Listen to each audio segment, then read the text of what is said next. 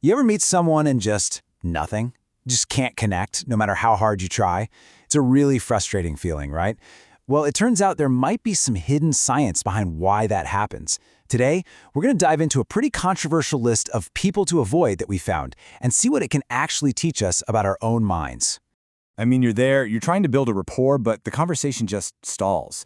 It feels like you're talking to a brick wall. So what is actually going on there? So, someone on the internet actually took their personal experiences and put together this pretty provocative list of people they've learned to avoid. And when we saw it, we just knew we had to dig in a little deeper. Let's find out if there's any real science that can help us understand the patterns behind these kinds of judgments. Okay, so here it is. This user suggests avoiding teachers, academics who've never worked outside a university, people in female-dominated jobs, graduates of all female schools, people who seem to hop from job to job, those who've never moved away from their hometown, and of course, influencers. Whoa. Okay, before we jump to any conclusions, let's just remember, this is just one person's list. It's based entirely on their own life. But it's a fascinating place for us to start. All right, so let's try to get behind the stereotypes. Let's peel back the layers on a couple of these examples and see what social science has to say. The person who made this list observed that with teachers, they sometimes seemed overly controlling or just emotionally exhausted. Now, that's a harsh judgment for sure, but it is rooted in a specific observation. So, is there any truth to it? Well, science offers a really interesting idea here, and it's a concept called emotional labor. It's a term sociologists use for jobs that require you to manage your own feelings just to take care of other people's feelings. Think about service industries, healthcare, and yeah, absolutely teaching. And here's where it all kind of clicks into place. A teacher spends their entire day managing the emotional and social needs of dozens of students. That is a huge amount of emotional labor. So by the end of the day, it makes sense that they could be completely burned out. And that burnout might come across as emotional distance or need for control in their personal life. See? It's not necessarily a character flaw, it could be a consequence of their profession. And we see a really similar pattern with that academic stereotype. The original post mentioned that academia can be a pretty isolated world, and without experience outside of that bubble, someone's social skills and their worldview could become kind of limited, making conversations feel abstract or a little out of touch. Again, it's less about the person and more about the environment that's shaping them. Okay, so this brings us to the absolute core idea of this whole explainer. That list we started with, it wasn't really about professions or backgrounds. It was actually pointing to something much, much deeper. 4 hidden mental traps that can affect any of us, no matter what our job is or where we went to school. The first trap is cognitive rigidity. This is basically when someone gets stuck in their way of thinking. They have real trouble considering new perspectives, which can make them seem really stubborn or closed-minded. You know, it's like trying to have a conversation with someone who's already decided they're right, no matter what you say. Second, we've got social isolation. When your social circle is really small, or everyone in it is pretty much the same, whether you're in an academic ivory tower or a small town you've never left, your worldview can become incredibly narrow. It's just really hard to understand someone's perspective when you've never actually encountered it before. The third trap is a classic: confirmation bias.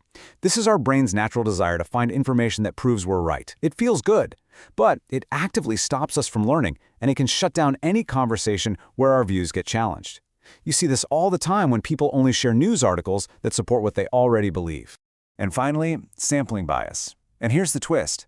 This is the very trap that created the list we started with.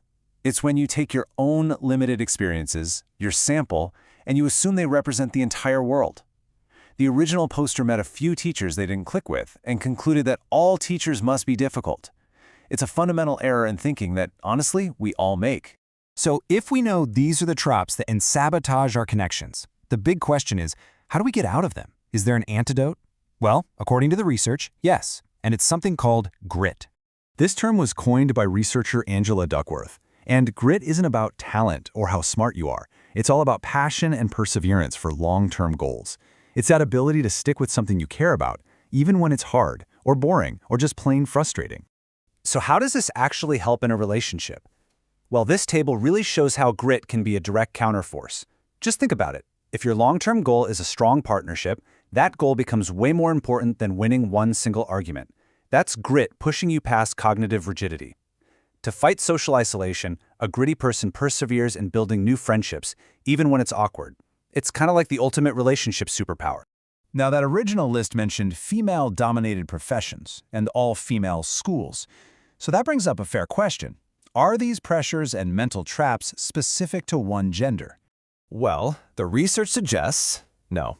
While the social pressures might look different on the surface, the outcomes can be almost the same.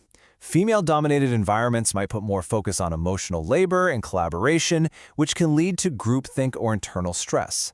Male-dominated environments often emphasize competition and hiding emotions, which can lead to isolation. The point is, different paths can lead to the very same relational challenges. So where does all this leave us? How do we take this analysis and actually use it in our lives? The goal is to transform what started as a pretty judgmental list into a useful mirror for ourselves. Here's how you can do it. First, instead of judging someone's job or background, try to spot the underlying pattern. Are they being cognitively rigid or maybe socially isolated? Second, look for grit, both in other people and in yourself. It's a powerful sign of someone who can work through challenges. And finally, and this is the most important part, use this knowledge to move past stereotypes and connect with the actual, complex individual right in front of you.